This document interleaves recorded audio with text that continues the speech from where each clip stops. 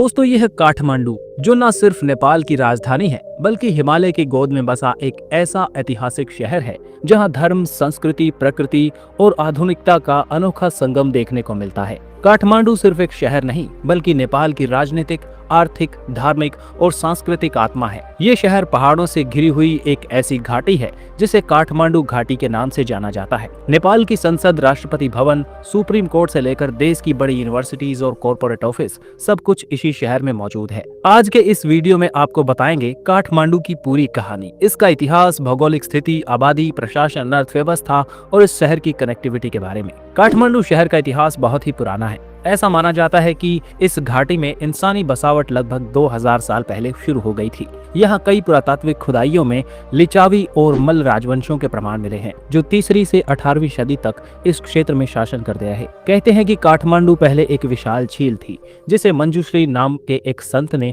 अपने खड्ग से काटकर खाली किया और तब जाकर ये घाटी बसी। शहर का नाम काष्ठमंडप नामक एक लकड़ी के मंदिर से पड़ा, जो आज भी काठमांडू दुर्गा क्षेत्र में मौजूद है। 18वीं शताब्दी में पृथ्वी नारायण शाह ने नेपाल को एकजुट किया और काठमांडू को देश की राजधानी घोषित किया।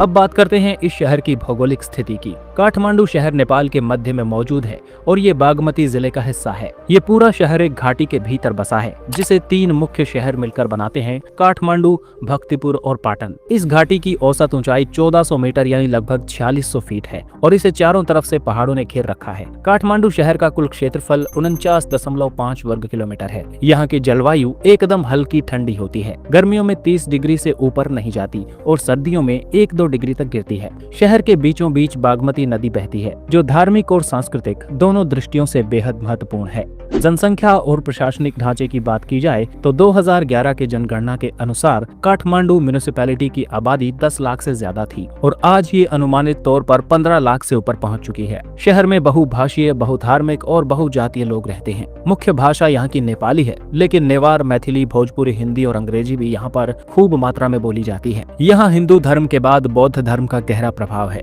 और मुस्लिम व ईसाई समुदाय भी बड़ी संख्या में रहते हैं। प्रशासनिक रूप से ये शहर काठमांडू महानगर पालिका द्वारा चलाया जाता है, जिसे 32 वार्डों में बांटा गया है। यहाँ नेपाल का राष्ट्रपति भवन यानी शीतल निवास, प्रधानमंत्री कार्यालय यानी सिंह दरबार और संघीय संसद भवन मौजूद हैं। काठमांडू नेपाल की आर्थिक रीढ़ है। यहाँ देश की अधिकांश बड़ी कंपनियों के हेड ऑफिस, बैंक, बीमा कंपनियां और स्टार्टअप्स मौजूद हैं। यहाँ की जीडीपी में टूरिज्म सेक्टर, एजुकेशन और ट्रेड का सबसे ज्यादा योगदान है। नेपाल की कुल जीडीपी का लगभग 40% हिस्सा सिर्फ काठमांडू वैली से आता है। हर साल लाखों विदेशी सैलानी काठमांडू आते हैं, जिससे देश को अरबों रुपए की विदेशी मुद्रा प्राप्त होती है। शहर के लोकल उद्योगों में हस्तशिल्प, थंगा पेंटिंग, पूजा सामग्री और नेपाल की हर्बल दवाएं प्रमुख हैं। अब बात करते हैं काठमांडू के इंफ्रास्ट्रक्चर और ट्रांसपोर्ट सिस्टम की।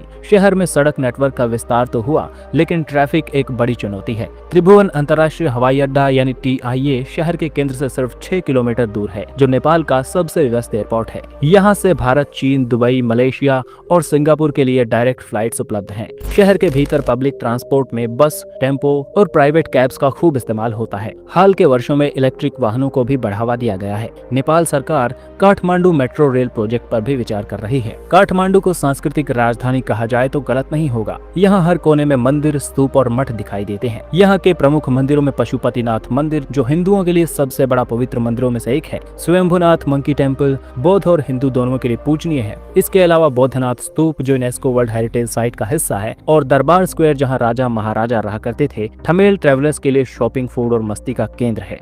तो दोस्तों, ये था काठमांडू, नेपाल की राजधानी। एक ऐसा शहर जो प्राचीन और आधुनिक दोनों रूपों में जिंदा है, जहां एक और मंदिरों की घंटियों की गूंज है तो दूसरी ओर बिजनेस मीटिंग्स और इंटरनेशनल कॉन्फ्रेंस की हलचल भी है। अगर आप कभी नेपाल की यात्रा की सोच रहे हैं तो काठमांडू आपके सफर का हिस्सा जरूर होना चाहिए। वीडियो पसंद आया तो लाइक, कॉमेंट और शेयर जरूर करें। मिलते हैं अगले शहर की सैर में एक नई कहानी के साथ। धन्यवाद और जुड़े रहिए एक्सप्लोर बाय RS के साथ।